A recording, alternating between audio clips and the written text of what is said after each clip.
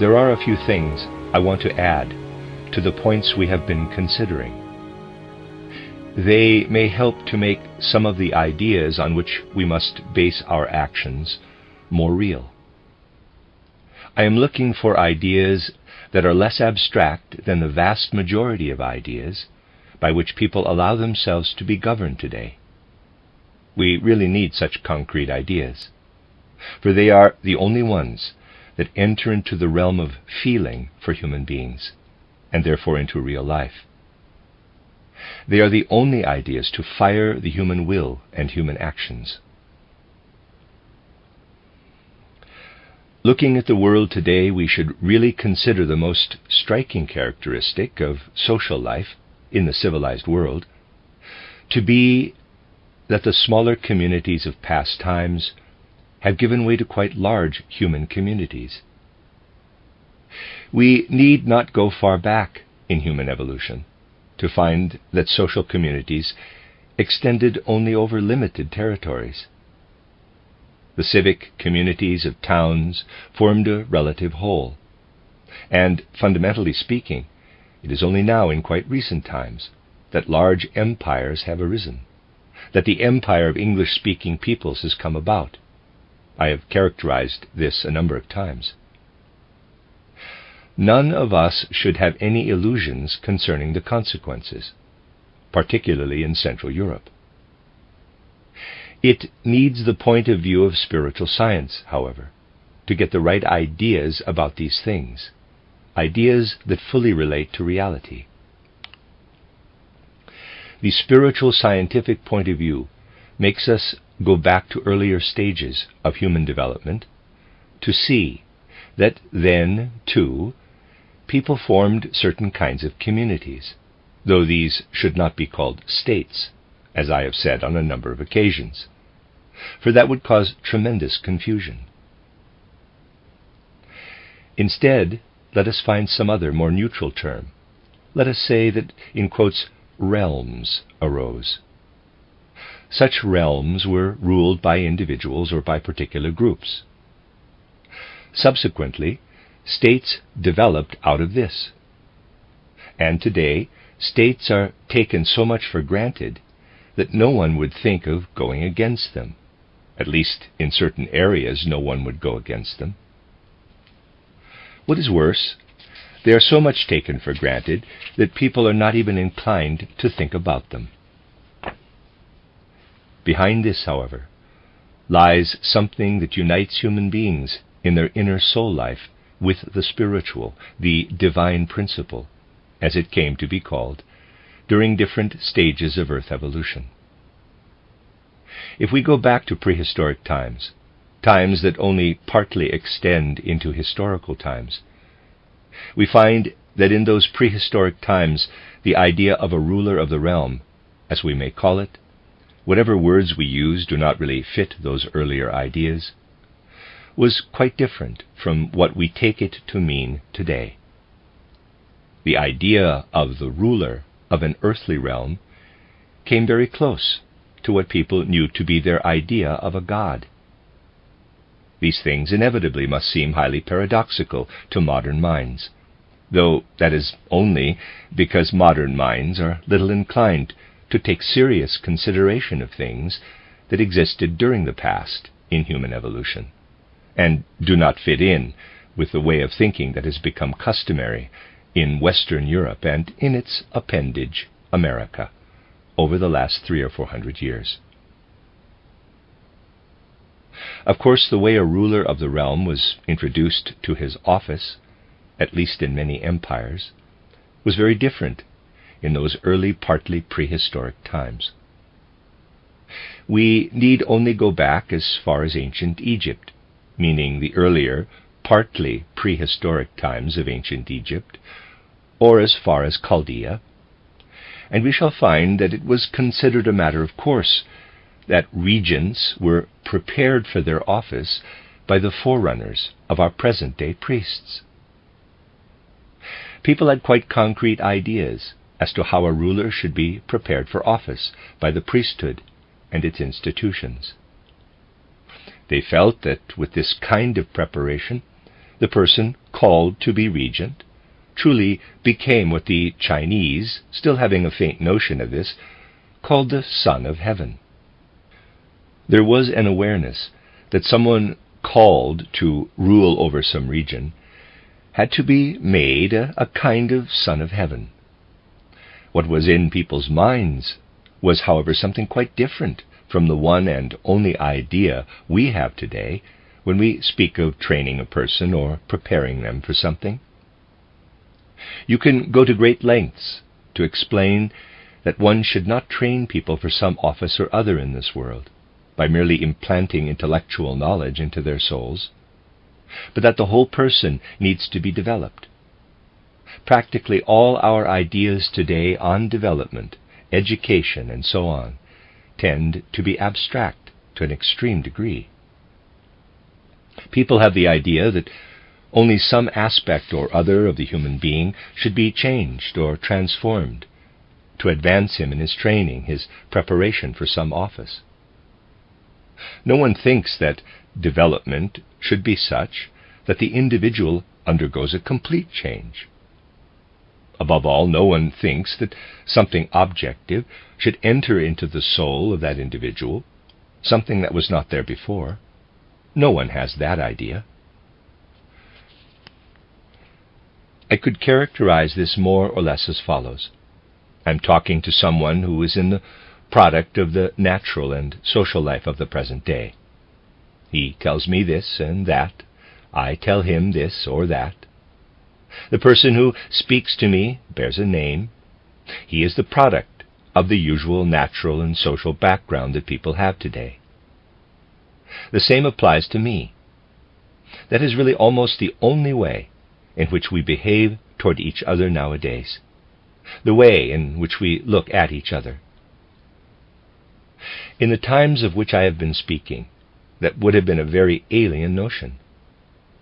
It was above all alien to people called to hold important offices, to be leaders within the human community. The external, natural background, family origins, father, mother, grandmother, grandfather, and so on, was of no real concern if the people concerned had been properly prepared for their office. The things we look for and find in present-day individuals who have been raised to the highest spheres were then of no account. People felt that if they spoke to someone who had been properly trained in this respect, it was not the ordinary ego that spoke to them. That is, an ego born in some place or another, bearing the imprint of some social background or other. Instead, they felt that something was speaking to them that had been made to come down from spiritual heights, to take up its abode in a human individual, thanks to the preparation and training given in the mystery cult. This must, of course, sound incredibly strange to present-day people. It is, however, necessary to stop harboring confused notions about these things and to form ideas that have their basis in truth. The idea was that education, not all training, but the training of people called to high office, should enable spirits from the higher hierarchies to speak through these individuals, using them as their instruments. Those instruments were prepared by training, so that spirits of the higher hierarchies would be able to speak through them. There was general awareness of this, particularly when the population at large came to form an opinion about the identity of their ruler. Remnants of this still survive, for instance, in the title Son of Heaven for the ruler of China. That was the level of human awareness in earliest Egyptian and Chaldean times. Spiritual science has established this. To the people at large, their ruler was God. Basically, they had no other concept of divinity. The preparation of the ruler had been such that the outer physical form was nothing. It merely made it possible for a God to move among human beings. The earliest inhabitants of what was later to become the kingdom of Egypt quite naturally accepted the fact that they were ruled by gods who walked on earth in human form.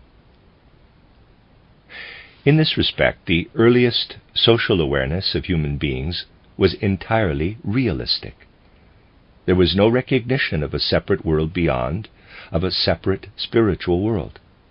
The spiritual world existed in the same place as the world within which people moved on earth. In this world, where human beings walked the earth, not only ordinary human individuals were walking about in physical form, but also gods. The divine world was right among them, made absolute and visible under the conditions regularly created through the mystery cult. When such a ruler wanted something, decreed something, it was a god who wanted it. To the minds of earliest humankind during that partly prehistoric period, it would have been pointless to question whether something decreed by their ruler should or should not happen. It was, after all, a god who wanted it. Earliest humanity thus connected the spiritual hierarchies with everything that happened on earth. Those hierarchies were there, in their midst. They were not something to which one first had to ascend by some kind of spiritual inner means. No, they were present in the mysteries as the training given to physical bodies found suitable for preparation as dwelling places for spirits of the higher hierarchies, so that these might walk among human beings and be their rulers. This may seem strange to modern minds, but modern minds will finally have to leave behind the narrow-minded views they hold today. Ideas only 300 or 400 years old, as we know them today, and take a wider view. We cannot develop and think ahead to the future unless we broaden the tunnel vision which has evolved in almost every sphere of life. We must expand the time horizons we survey and consider larger evolutionary time spans than present-day history normally covers. The things of the past, things that existed in historical and prehistoric evolution, do of course give way to other things as time progresses. But in certain areas they are retained. They are often retained by becoming external, continuing in an outer form and losing their inner meaning. The awareness of the godlike nature of the ruler that was a feature of earliest imperialism still comes up here or there in the present age, except that it no longer has any meaning, since mankind progresses and does not stand still. Not long ago, a Roman Catholic bishop addressed a pastoral to his diocese, in which he stated nothing more and nothing less than that a Roman Catholic priest conducting an act of worship was more powerful than Christ Jesus himself. Acting as the celebrant, the priest coerced Christ Jesus, the God of Christianity, to enter into the physical world as the priest performed the act of transubstantiation. The God might be willing or not. The act of transubstantiation forced him to take the route prescribed by the priest. It is really true that very recently a pastoral referred to the sublime power of the earth-born, quote, priest God, close quote, over the, quote, inferior God, close quote, who descended from cosmic heights and walked on the earth in the flesh of Jesus. Things like this have their origin in older times and have lost their meaning in the present age. Some people representing certain confessions know very well, of course, why they keep throwing such things into human minds. They have become just as meaningless as the words modern rulers write in albums. The king's wishes are the supreme law. These things have happened in our times. Humanity, fast asleep, has said nothing at all about it, and still says nothing now to things going on that bode ill for humankind. Things one gets used to, things one does not want to see. Today we are altogether little prepared to take note of major events in human evolution. That was a first stage in the evolution of human empires, when the ruler was the god. This way of looking at it was still very much alive in Roman times.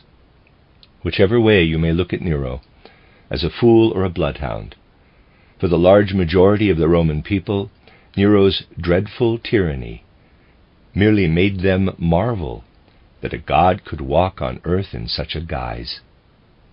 Many of the citizens of imperial Rome never doubted that the figure of Nero was that of a god.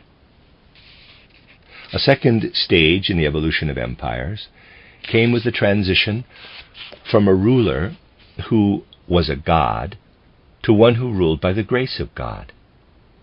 During the earliest times of human evolution on the civilized earth, the ruler was God. At the second stage, the ruler stood for God. He was not indwelt by the God himself, but inspired by God, given special grace. Everything he did would succeed because divine power, now no longer within him, but in a realm close to the earthly realm, flowed into him, inspired him, filled him, and guided him in all he did. To describe the essential nature of such a second stage ruler, we have to say that the ruler was a symbol. At the first stage, the ruler was a divine spirit walking on earth. At the second stage, he represented what that spirit signified. He was the sign, the symbol in which the spirit came to expression. The ruler became the image of God. The principles governing those external social relationships also came to expression in the institutions which became established. In earliest times, empires were so constituted that a number of people were governed by a divine spirit. This God would be similar to them in external appearance, but utterly different inside. At the second stage, we find empires where the leader or leaders represent the god or gods and are symbols for them. At the early stage of human empires, discussion as to whether the ruler, the god, was acting rightly or wrongly was beside the point. At the second stage, it began to be possible to think whether something he had done was right or wrong. At the early stage, everything the ruler did, thought, or said was right, for he was the god. Then, at the second stage, some other spiritual sphere was felt to exist side by side with the earthly realm, one that has the god, the ruler, given the grace of God within it. The power streaming into the earthly realm, giving direction and orientation, was felt to come from that other realm. The institutions and human individuals in the earthly realm were the reflection of something streaming in from the realm of the higher hierarchies. It is interesting to find out, for example, that Dionysius the Areopagite, also called the pseudo-Dionysius, who was much more genuine than orthodox science imagines, presented the right theory concerning the way human empires were ruled by divine empires, so that the conditions and institutions created among humans were a symbol of what existed in the divine realm. Dionysius the Areopagite wrote that there were heavenly hierarchies behind the human hierarchies on this earth. He stated very clearly that the social structure of the priestly hierarchy here on earth, from deacons and archdeacons all the way up to bishops, ought to show that the relationship of deacon to archdeacon is the same as that of angel to archangel, and so on. The earthly hierarchy should truly reflect the heavenly hierarchy. This refers to the second stage of empires. Something was able to evolve that was to govern human ideas until quite recent times. After all, there existed in Central Europe, until 1806, an institution that in its title gave expression to the way the heavenly and the earthly principle were seen to be one: the Holy Roman Empire, an empire seen to be based on the power of heaven. The words, quote, "of German nationality," close quote, were added to the German title to show that the empire was also of earthly origin. The way the title evolved, it is evident that a whole empire was formed in such a way that it should be seen to be the image of a heavenly institution. Such were also the ideas behind St. Augustine's title City of God and Dante's work titled On the Monarchy. If only people were not so limited in their ideas, they could take a wider view when reading something like Dante's work, and realize that Dante, who after all must be considered a great thinker, still had ideas in the 13th and 14th centuries that are radically different from our modern ideas. If we were to take such things in historical evolution seriously, we would give up those narrow ideas that do not even go back as far as Dante, but are just a few hundred years old. The ideas used by people nowadays to fill their heads with illusions, wanting to understand history by merely going back as far as ancient Greek, are limited ideas. Yet it is only possible to understand the whole structure of ancient Egypt, for instance, if we know that the ancient gods still walked on earth. In the times that followed, gods no longer walked on the earth, but the institutions created on earth had to be an image, a symbol of the divine world order. Then something arose, for example, like the possibility to reflect on the lawfulness of things, to reflect on such things as the fact that the human intellect can arrive at a judgment as to what is lawful and what is not. All this only became possible during the second stage of imperial development. During the earliest stage, it was pointless to reflect on what was lawful and what was not. People had to look to what the ruler said, for the God lived in him. He was the God. In the second stage, human judgment could be used to determine that there is something in a spiritual realm next to our own realm that we cannot reach as physical human beings, but only as human beings of soul and spirit. Then people no longer believed, as they had believed in earlier times, that the divine could unite with the whole physical human being, that a human being could indeed become a god. At most, using mystical language to define the living truth about public institutions, people believed that the human soul element could unite with the God. Basically, it is true to say that no one nowadays is able to understand the way things were said in works written and published as late as the 13th or 14th centuries, unless one knows that the people of that time had quite a different awareness, a feeling that some degree of divine inspiration was alive in those who were called and trained to hold special office. Oddly enough, things referring to something rather serious will often become derisory expressions of a later point in time when the evolution of humankind has progressed. Someone saying, quote, "God shapes the back for the burden," close quote, nowadays would say this more or less as a joke.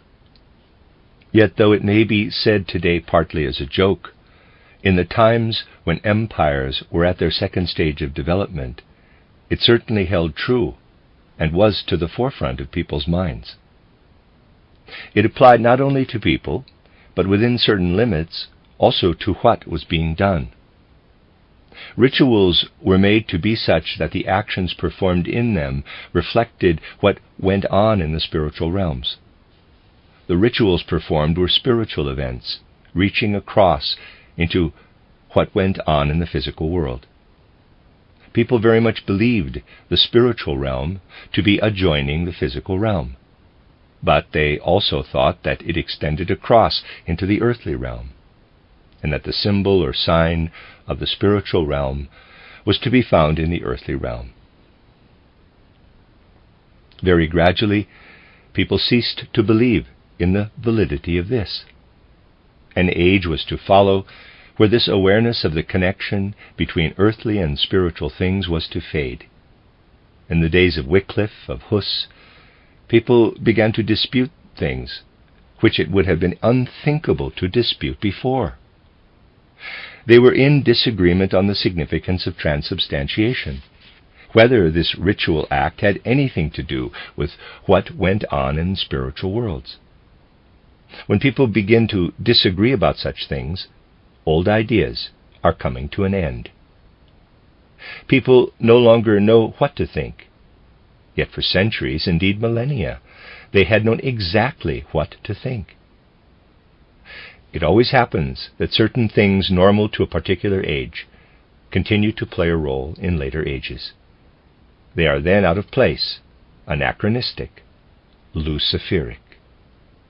That is what has happened to the great far-reaching symbols relating to a particular age, when they showed how ritual acts and the like performed on earth were connected with divine and spiritual happenings in the world.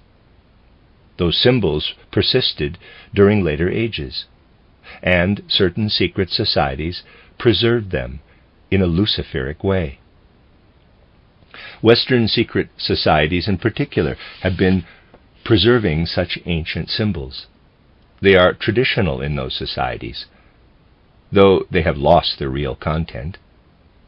On the one hand, then, we see certain secret societies, Freemasons, Jesuit organizations, and denominational groups have arisen from these, preserving, in a way, those symbols which only had meaning in an earlier age. On the other hand, we see how words preserve ideas that belonged to an earlier age in a basically luciferic way. Words used in everyday life have also lost their original substance, lost the context of a way of thinking when those words were symbols of spiritual things. For the spiritual content is gradually lost, and words become empty symbols, signs without meaning. During a third period, at a third level of empire development, there was no longer any awareness of individuals being given the grace of God, of divine elements entering into earthly events, earthly speech. The spiritual realm was now entirely in the beyond. The opposite of what had existed at the first stage of empire development now held true. During the first stage, the God lived on earth, went about in human form. During the third stage, one can only think of the God being present in an invisible world that is not perceptible to the senses. Everything people were able to use to express their relationship with the realm of divine spirits lost its meaning. The word God continues to be used. When the word God was spoken in the distant past, people were looking for something that appeared in human form, walking among human beings. It is not that human beings in those very early times were materialists. Materialists only become possible once the spiritual realm has been banished beyond the sense-perceptible world.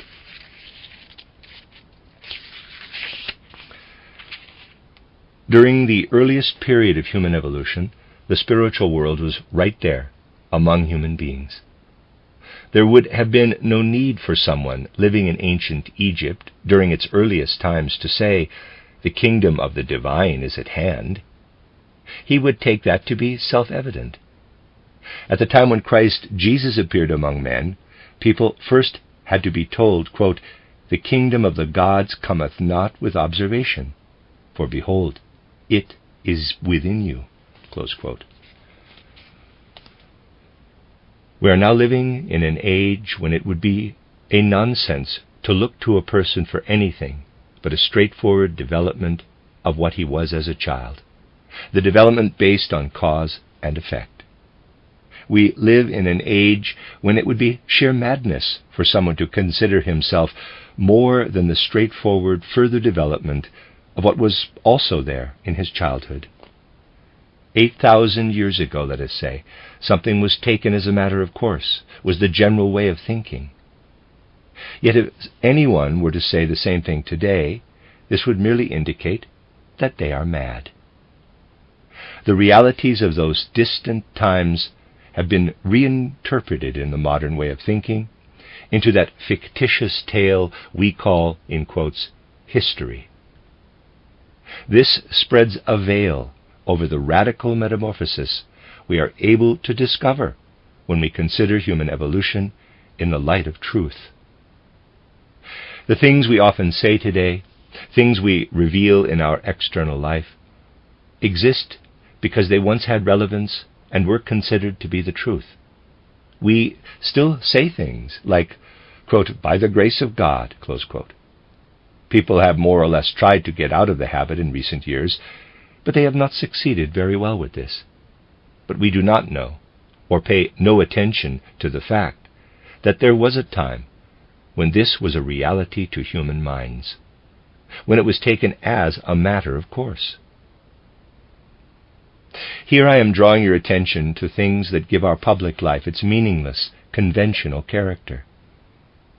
Things we put forward in the words we use, in our customs, and indeed the way we judge issues in public life, relates to times when those words, even if they only became part of the vocabulary at a later date, they were modeled on the original language, were formed and used on quite a different basis. The words we use in public life today have been squeezed dry. With some it is immediately apparent. With others it was not apparent for a long time. Readers aside, this sentence, I'm having difficulty trying to make sense of it. I'm going to read it as it is, but I'm not quite sure what it's saying. In the distant past, a token was hung upon a human body, in magical rites, transforming it into an important magical aspect of the God walking on earth. This has become something trivial in the decorations given to people today. That is the kind of history humankind is unlikely to pursue. Not only words can become empty phrases and lose all meaning, as is the case with the most important words used in public life today, the objects hung around people's necks or pinned to their chests can show similar character in their relation to reality, like a word that is meaningless today, but once had sacred meaning and substance to it. We must realize that initially our evolution was such that an older awareness lost its substance and became empty and conventional. There can be no real new growth in our devastated public life of today unless we do so. We must look for new well springs that will give real substance again to public life. We have no awareness of God's walking the earth in human form. We must therefore acquire the ability to recognize the Spirit not in human form, but in the form it has when we rise to spiritual vision. For us, the gods no longer descend to sit on physical thrones. We must acquire the spiritual faculties that enable us to ascend in our vision to the thrones where gods are to be found, who can only be alive to us in the Spirit. We must learn to fill the abstract formulas we use with spiritual contents of our own experience. We must become able to face truths that are deeply disturbing to those who grasp them rightly. We must become able to see things as they are. Sometimes we fail to do so for periods extending over decades. As Central Europeans, we believe ourselves to be part of European civilization. What we should ask ourselves is what it is that has made our inner life, the life of our soul, so full of discord over the last 50 years or even longer? Let me say just one thing. When you look to the West, you see in the first instance, we'll leave aside the rest, a nation falling into decadence, the French nation. One thing is important, however, among the French. When a member of this nation said, "I am a Frenchman," this is what they have said to themselves for centuries, he said something that was in accord with the external facts, a permissible, truthful declaration made with reference to external life. Any of us who have ever talked to people who were young and German in the first half of the 19th century will be able to confirm the following. Hermann Grimm, for instance, has repeatedly described what it meant to people who were young when he was young in Germany for someone to profess himself to be German in public life, not as an empty phrase, but in reality. It would have been treason. People were Bavarians, Württembergians, Prussians, but to say, quote, "I am German," close quote, would make them criminals. In the West, there was a point to saying, "I am a Frenchman." People were permitted to be that in external life. It would have meant going to prison or being put beyond the pale in some other way, if one had taken it into one's mind to say one was German, that is, belonged to a United Nation. People have forgotten about this now, but those are facts. And it is important to face up to these things. We shall not develop the right enthusiasm for such things, however, unless we fertilize our inner life by considering the great events of world history, seeing them in the right light, not that fabricated tale written in our handbooks and taught in our schools today, but the true history of the world that can be found by looking at things in the light of the Spirit. It is quite unthinkable for a present-day Protestant Christian to consider that people once felt it to be true, to say, quote, "The God walked on the earth, and the ruler was the God," close quote, and, quote, "There is no kingdom on this earth where gods are still to be found, for the ways in which one is made a god are in the realm where the supersensible dwells, within the mystery," close quote. In the early times of Egyptian history, which in part was still prehistoric, the mystery was indeed something supersensible. It was only when the mysteries were made into churches that the church became the symbol for the supersensible. Present-day humanity has no wish to look to the points of origin of its historical development. It lives like someone who has reached the age of 45 and has forgotten what life was like as a boy or a girl, at most remembering back as far as his or her 25th year. Try and visualize what it would mean for the inner soul life of someone of 45 to remember nothing that happened before the age of 25. Yet that is the state of mind humankind is in now. It is the state of mind in which the people arise who are to be the leaders of humanity. Out of this state of mind, something is attempted that is to give the orientation for a social system. The most important thing is that human beings come to see humanity as a living organism with a memory that should not be trodden to death, a memory reaching back to things that still have their effect in the present day, and because of the way they do take effect, literally ask for something new to be poured into them. We merely need to strike this note a few times, and we shall see that there is need for something in the present time that makes all the empty words that are flashing up all around come to nothing. It would be good if a sufficiently large number of people were to realize how serious the present situation is, and out of this realization were to arrive at something that is really new. The sad thing is that people today have been given great tasks, and yet would most of all like to sleep through those tasks. The particular task given to the anthroposophical movement for decades now has basically been to shake humanity out of its sleep, to point out that humanity needs to be given something today that truly changes the present state of soul to the same extent as the dreamer's state of soul changes to being fully awake and alive for the day when he wakes up in the morning. This I intend to be the conclusion to the two aspects of history, seen in the light of spiritual science, I discussed during my present stay in this city. If only something could emerge from our anthroposophical movement that would truly fire our social ideas, filling them with warmth and energy. Social impulses are needed in the present age. That is so obvious when we look at events that we really should not fail to see. These social impulses can only come to fruition if a new spirit is poured into human evolution. This should be realized particularly by the people who from one side or another come to join the anthroposophical movement. On the soil of this anthroposophical movement, truthfulness and alertness are necessary, real alertness. Modern civilized society has got into the habit of being asleep in public life.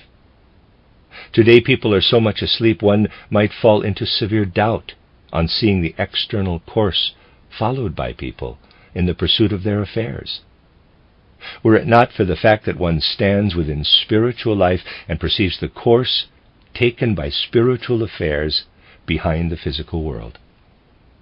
The external course people pursue in their events clearly spells it out, that people fight shy of having any part in the search for truth in the phenomenal world. They are so glad they do not have to look at the events that are happening. You can see that when people are told of something happening somewhere today, they stand there on their 2 feet and give no indication of having heard something that is of profound significance for the way events will go. People hear of deeply significant things that must inevitably lead to ruin, to decline and fall, and they do not even feel indignation. Things are going on in the world. Intentions are alive in German lands that should horrify people, yet they do not. Anyone incapable of being horrified at these things also lacks the power to develop a sense of truth. It has to be pointed out that healthy indignation over things that are not healthy should be the source and origin of enthusiasm, of the new truths that are needed. It is actually less important to convey truths to people than it is to bring fiery energy into their lethargic nervous systems. Fiery energy is needed today, not mystical sleep. Longing for mystical peace and quiet is not of the essence today, but rather dedication to the Spirit. Union with the divine has to be actively sought today, and not in mystical indolence and comfort. This has to be pointed out. We must find a way of making it possible again for our minds to connect a divine principle with our outer reality. We shall only be able to do this if we consider without bias how people found their gods walking the earth in the earliest empires. We must find a way in which our human souls can walk in the Spirit in spiritual worlds, that we may find gods again.